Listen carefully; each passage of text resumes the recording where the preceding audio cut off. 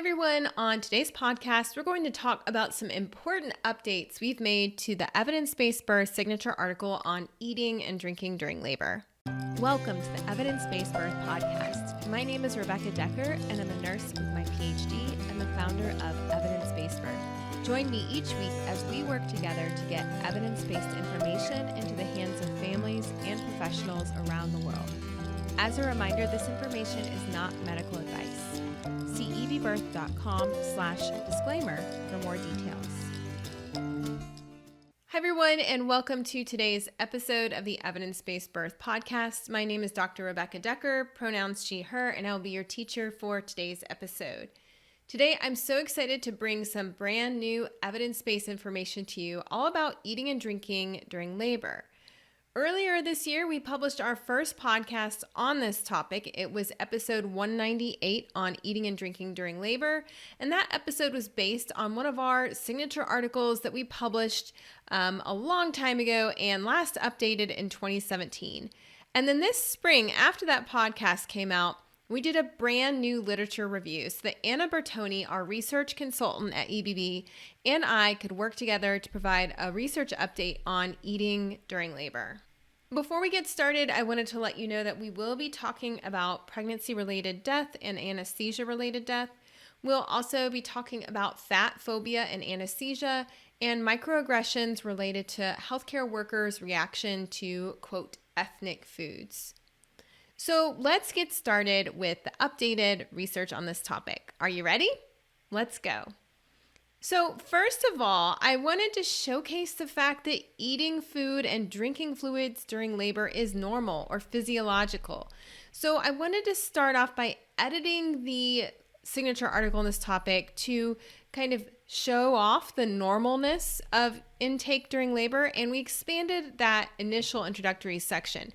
So I'm going to talk today on this podcast a little more info about nutritional needs during labor.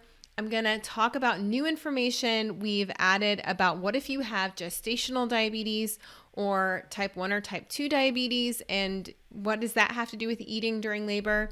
And then I'm going to talk about some new research that we found that's been published, as well as some updates we've made and criticisms of the American Society for Anesthesiology. And finally, towards the end, we're going to talk about some really important information about body mass index and fat phobia related to anesthesia and how that has to do with recommendations on eating during labor. So first, info about nutritional needs during labor. So in the latest update to this article, we added more information about nutritional needs during labor. We have very little research on this topic, but there is research in sports nutrition, and sports nutrition researchers have found that ingesting carbohydrates or carbs during exercise can improve performance and protect against fatigue. And so we added information about how during times of starvation or carbohydrate restriction, the body burns fat for energy, resulting in the release of ketones. Some people may also do this when they eat a ketogenic diet. So if you are being forced to starve during labor through a fasting policy or nothing by mouth policy at your hospital, this could result in the release of ketones. And we don't know if this is normal or harmless during labor, or if it requires an intervention such as food, drink, and IV fluids. We found one news release about research on this topic where a researcher in the field said that people who are in labor, that their energy and calorie needs are similar to those of a marathon runner. So we added some info on, what kinds of calorie needs might you have during labor. If you could compare it to running a marathon, advice for marathon runners is to aim for about 3 grams of carbohydrates per kilogram of your body weight before the race. And so it may be that if you're larger bodied or smaller bodied, you might have different carbohydrate requirements to meet your energy needs during labor. Now, we don't have evidence yet on specific foods or drinks that might be beneficial during labor. Now, in the research studies, though, they do mention some foods that people might eat and some drinks, such as oral carbohydrate-based fluids, date fruit or date syrup, low-fat yogurt, bread, biscuits, vegetables, fruits, soup, fruit juices, cereal, milk, toast with butter or jam, low-fat cheese, chocolate, and boiled eggs. So that's kind of what we were able to find mentions of in the research, and we added this info to the article. We also commonly hear doulas recommend honey sticks and coconut water during labor. And the doulas on our team here at EBB who work for EBB also wanted us to add information about, considering eating foods during labor that are affordable and culturally grounded for you. Some examples of culturally grounded foods that our team members included were roasted okra, tortillas with a honey or tahini spread, tostones, and fried plantain or maduros bites in light oil. So we added some information to this article about how racism can lead some healthcare workers in the United States in particular to kind of have microaggressions or commit microaggressions against patients who are eating quote unquote cultural foods during labor. Our doulas here at Team EBB have seen nurses, doctors, and midwives in the United States who are white make disgusted facial expressions or remarks when they see a patient eating, quote, ethnic food. And we also see healthcare workers and nurses in particular make judgmental and classist statements about people who like to eat fast food during labor, such as burgers and fries. So someday we might have evidence on maybe what are the healthiest foods to fuel labor. But regardless of any research that comes out, we added info to this article about how we believe that food choices should be left up to the birthing person's preferences and desires. And we urge nurses, doctors, and midwives to address their own implicit biases about food and question their assumptions about what makes something healthy or unhealthy to eat during pregnancy or labor. All right, next up, info about pre-gestational diabetes or gestational diabetes. We could not find any research or guidelines on eating or drinking fluids during labor for people with diabetes. However, there are some guidelines that we found on blood sugar control during childbirth that we thought might be helpful for our readers who have either gestational diabetes or pre-gestational diabetes. So even if your blood sugar levels are well controlled throughout pregnancy, your blood sugar control during the 18 hours or so before birth has a significant impact on the baby after they're born. Because if you have high blood sugar during labor, the baby is going to compensate by secreting more of the hormone insulin, which can result in high levels of insulin in the fetus. Then after the baby is born and the umbilical cord is clamped, the source of incoming sugar is cut off, and the newborn can then experience low blood sugar. Their blood sugar can crash because they have a lot of insulin on board and they're not getting any more sugar from the birthing parent. Also, it's important to know that labor has a blood sugar lowering effect, just like exercise does. We were talking about how labor can be compared to exercise in terms of the demands on your body. And because labor lowers your blood sugar, for this reason, people with gestational diabetes who might need insulin are usually recommended to stop insulin at the start of labor. There is no mention of eating and drinking in any of the guidelines that we could find, but one guideline in particular recommended that sufficient glucose should be taken in to keep someone from becoming ketotic from a prolonged period of starvation. So you don't want to suddenly cut off their flow of carbohydrates and calories. ACOG in particular has a practice bulletin on pre-gestational diabetes. So that's people with type 1 or type 2 diabetes. And in their 2018 practice bulletin, they have specific recommendations for, what kind of blood sugar you're aiming for during labor. And they talk about infusing dextrose and checking blood sugar hourly during labor and infusing insulin if needed during labor as well. We also looked at the up-to-date article on blood sugar control for people with diabetes, and they also seem to assume that you're not going to be allowed to eat during labor.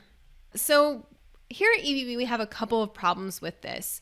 we have had a lot of correspondence. We've had people email us and message us who have diabetes, either gestational diabetes or pre-gestational diabetes. And many of them have voiced their struggles when they are told that they are forbidden from using food to manage their blood sugar during labor. And we give a couple examples in the article. Here are a few for you. So someone with gestational diabetes has been managing their blood sugar with just their diet. And when they get to the hospital in labor, the medical team admitting them tells them that they are not allowed to eat or anything.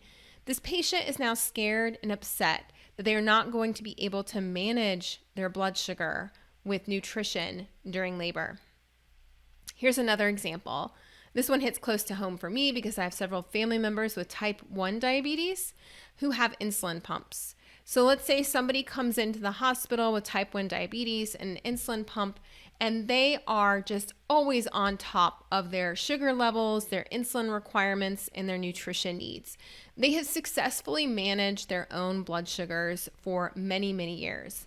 They're suddenly told that they are NPO, or nothing by mouth, for labor, and that their glucose levels will now be managed by a team of medical staff who have no familiarity with them.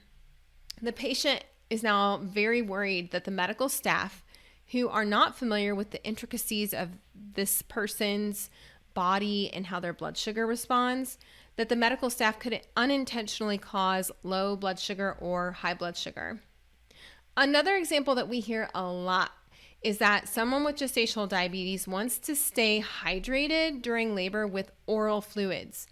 They're put on a clear liquids only diet, and the only liquids that are brought to their room are sugary fluids like Jell-O, popsicles, and juice.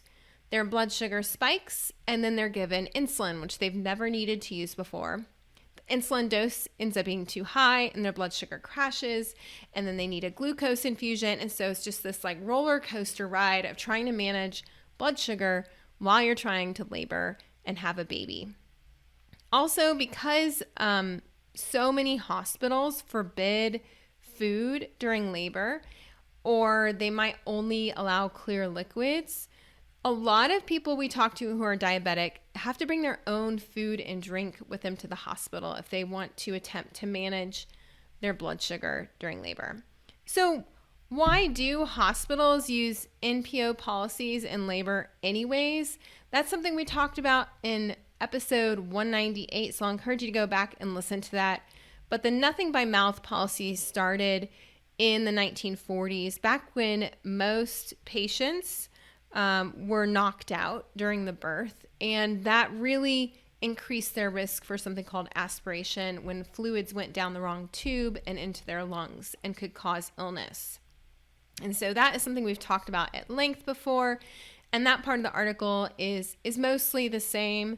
So you can go back and listen to episode 198 to learn more about that, or go to evidencebasedbirth.com/eating to learn more. We also have an important section of this article basically debunking that myth that you have to stay NPO during labor and that eating is dangerous. And we talk about how the research shows that aspiration during labor is incredibly rare. In fact, there's only been a couple of maternal deaths ever reported in the last couple of decades. We hear many doctors say that everyone going into labor could aspirate because they might need an emergency cesarean under general anesthesia. So everyone should be NPO during labor. But the few published deaths that we have found in the literature were completely preventable. In those cases, those birthing people were not provided with standard airway protection to keep their airway clear during the surgery.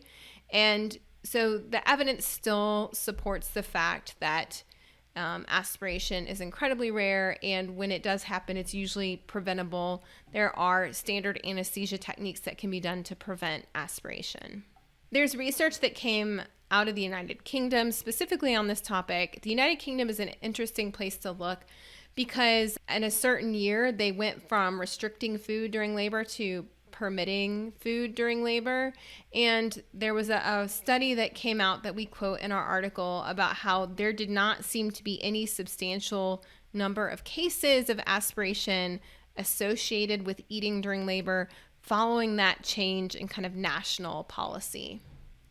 Another section of this paper is where we talk about randomized trials on, randomly assigning people to have intake during labor, to eat during labor versus not. And we didn't find any new reviews of this topic. However, we found a couple of studies that we call observational studies that we hadn't reported on before. And in these studies, they are simply kind of documenting what happens to people who are told they cannot eat during labor. One of those new studies that we found took place in Iran. And in this study, they did in-depth interviews with 24 low-risk mothers after they had given birth, but before they left the hospital. And they coded and analyzed the interviews. And one of the recurring responses in these interviews was disappointment about restrictions on eating and drinking during labor. The participants in this study said things like, I felt out of energy, or I had no more strength, or I felt hungry from going so long without eating.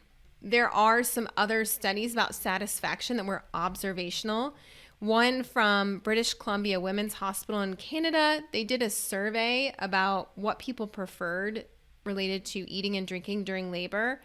And they got about 315 responses, and about half of those were people who were in labor when they filled out the survey, and the other half were people who were postpartum. And they found that most of the people who were filling out this survey during labor, where they were still restricting food at this hospital at this time. So you could have clear fluids only, but no food. And 74% of the people who were surveyed during labor reported a desire to eat. And people with epidurals were more likely to report a desire to eat, maybe because they had pain relief, and so they were able to turn their attention to their hunger. The overall preferred option was fruits and vegetables, and water was the preferred option for fluids. Interestingly, when they looked at the results of people who filled out the survey postpartum, fewer of them, about 53%, remembered having a desire to eat during labor. And the researchers think this difference could relate to, when the survey was completed. Like if you had just eaten and had a full stomach, you're probably less likely to be like, oh yeah, I'm disappointed that they didn't let me eat during labor, because you just ate, so you're feeling satisfied now. But the people who were surveyed during labor, they were hungry and they wanted to eat, and they were not being allowed to eat. Another study was done in Australia. This was a survey of 149 postpartum patients who had just given birth. And they found that 83% of the patients strongly agreed that they wanted to eat during labor. And a third of them used carbohydrate-containing drinks. And more than half responded experiencing nausea during labor. 32% reported vomiting in labor. And most people spend about 5.5 hours in active labor, but the longest duration of active labor was over 20 hours, which is a long time to abstain from eating or drinking when you're physically exerting yourself. We also found 2 new studies looking at national practices around oral intake in labor. One of these studies was in China, and the other was from the Czech Republic.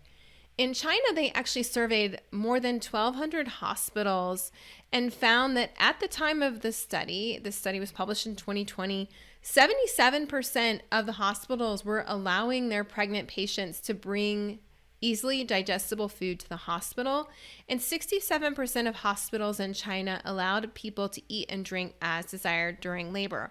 Only 9% of hospitals forbade solid food during labor, and only 3% did not allow water or other drinks. Interestingly, more than half of the hospitals specifically adopted the measure of recommending that people eat chocolate during labor, and 9% of the hospitals mentioned boiled eggs.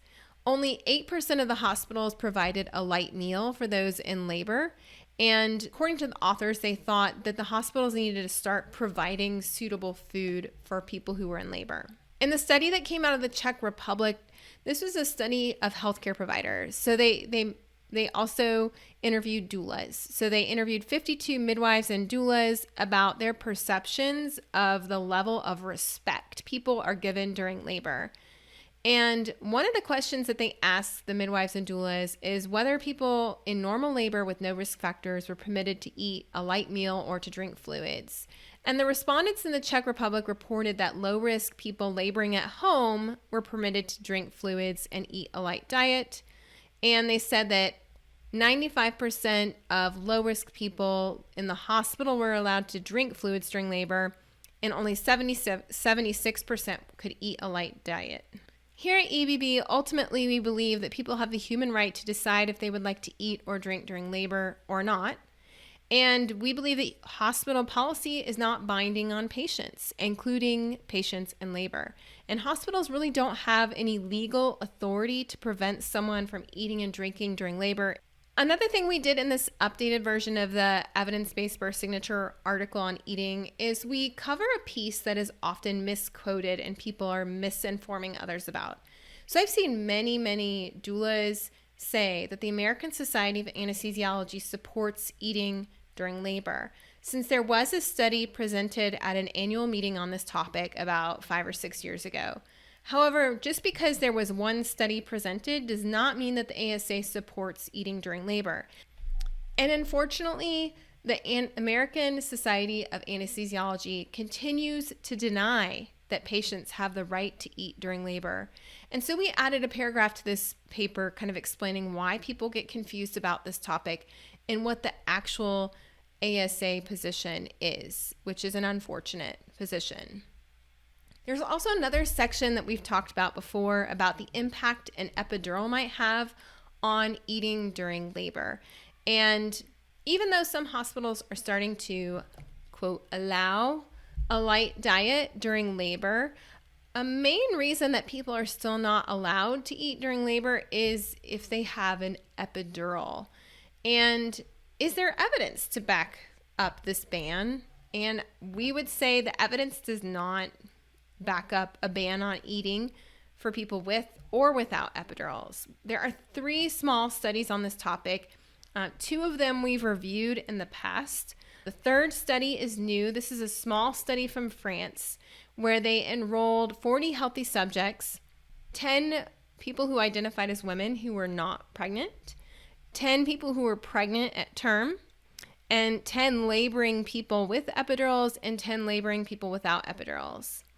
Everybody had an empty stomach confirmed with ultrasound, and then they were given a light meal. It was less than 5 ounces of yogurt, and they were asked to consume it within 5 minutes. And then they took ultrasound measurements of the stomach at 15 minutes, 1 hour, 90 minutes, and 1.5 hours. They found that stomach emptying of this small serving of yogurt was delayed in people who were in labor compared to people who were not pregnant and pregnant people who were not in labor. But the main finding of this study was that epidural use actually helped with stomach emptying. 2 hours after eating that small serving of yogurt, only 30% of the people with epidurals still had some of the yogurt in their stomach, compared to 90% of the people without epidurals. Other research has shown that although stomach emptying slows down, the stomach does eventually empty, but time does not necessarily predict whether or not your stomach was going to be empty. This means that withholding food does not necessarily create an empty stomach situation. Overall, I really want to caution against saying people should or shouldn't eat in labor based on whether or not they have an epidural. We only have 3 very small studies on this topic, and there are serious ethical concerns with restricting food based on whether people choose to have medicine for pain relief or not. People who have an epidural may have longer labors and wish to sustain their energy by eating. And people who do not have an epidural, especially those who wish to avoid unnecessary interventions, may feel very strongly about their right to eat during labor as well. We have a section about professional guidelines, and in this section we look at a variety of different organizations and what they recommend about eating or drinking during labor. The results are mixed. Some organizations support eating labor too, notably the American College of Obstetricians and Gynecologists and the American Society of Anesthesiologists do not recommend solid food.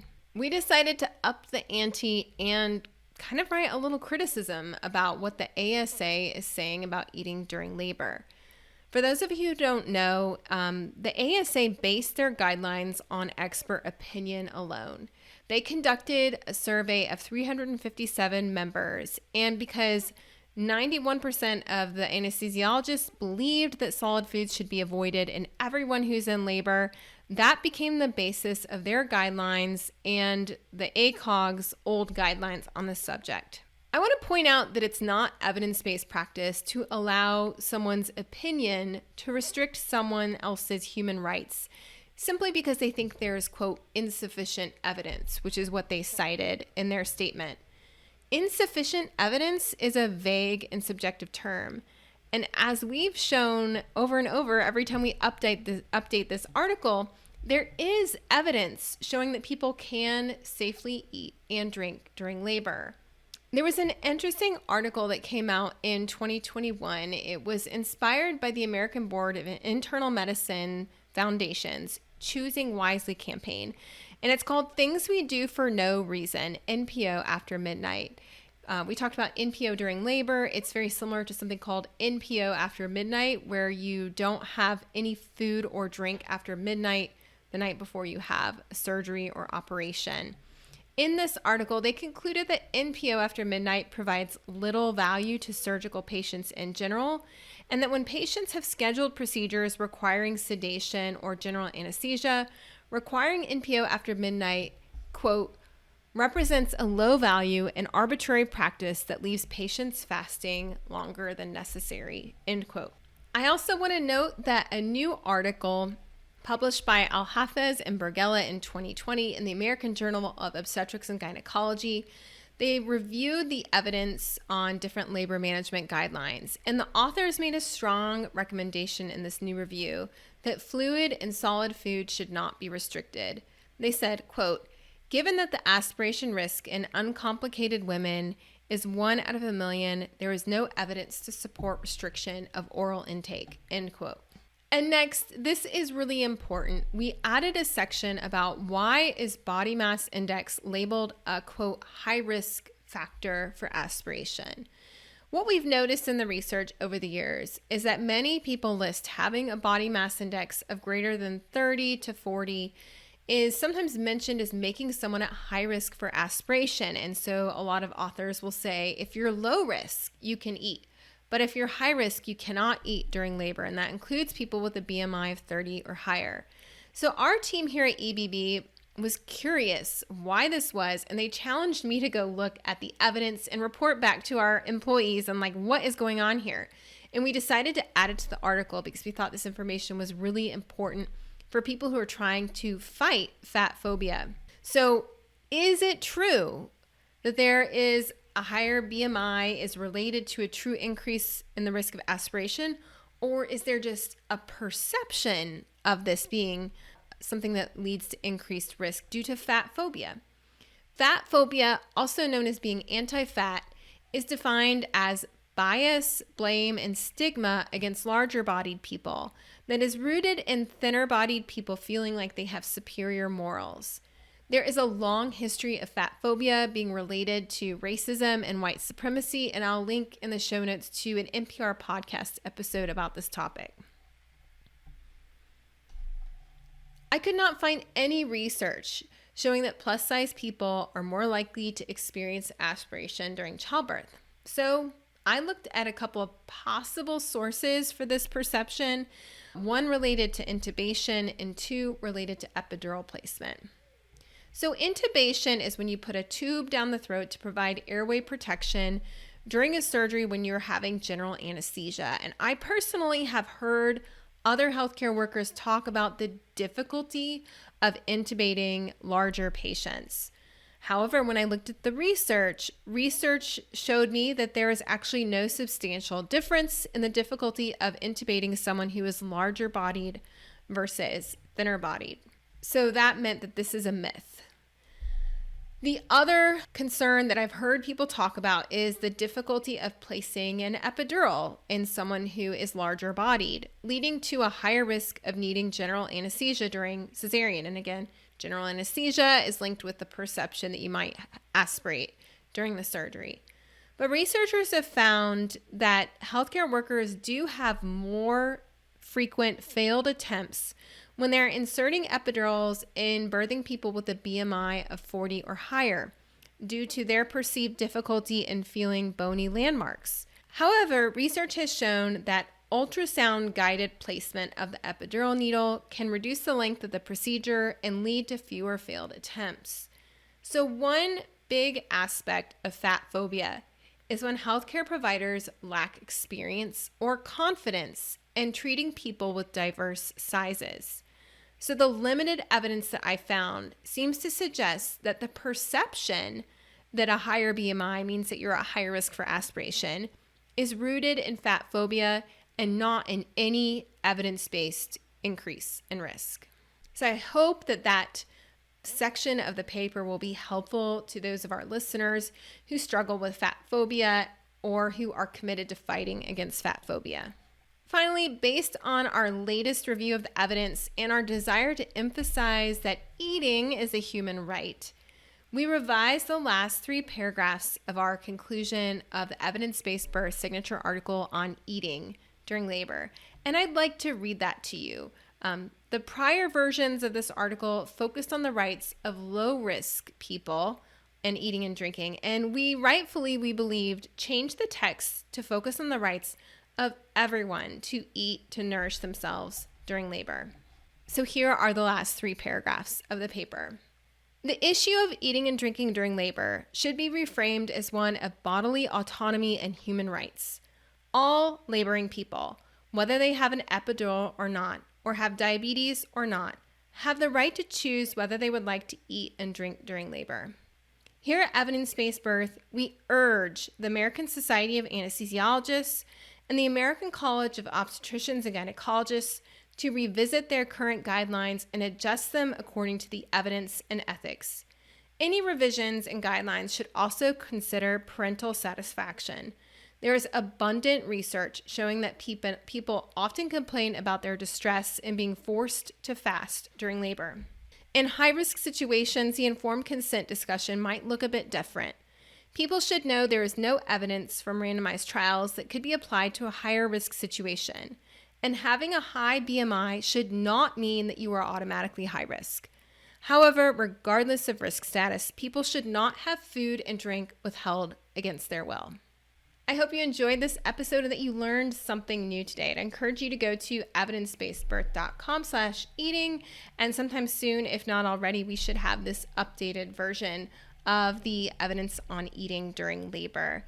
Coming up next week, we are going to talk with a special guest, Kristen Cavuto, about fighting back against fat phobia. Really excited for you to hear that interview. And then next month, we are going to share the updates we made to our EBB signature article on IV fluids, which is closely related to this topic of eating and drinking during labor. Thanks so much for joining me, and I'll see you next week. Bye. Today's podcast was brought to you by the signature articles at Evidence-Based Birth. Did you know that we have more than 20 peer-reviewed articles summarizing the evidence on childbirth topics available for free at evidencebasedbirth.com? It takes 6 to 9 months on average for our research team to write an article from start to finish, and we then make those articles freely available to the public on our blog.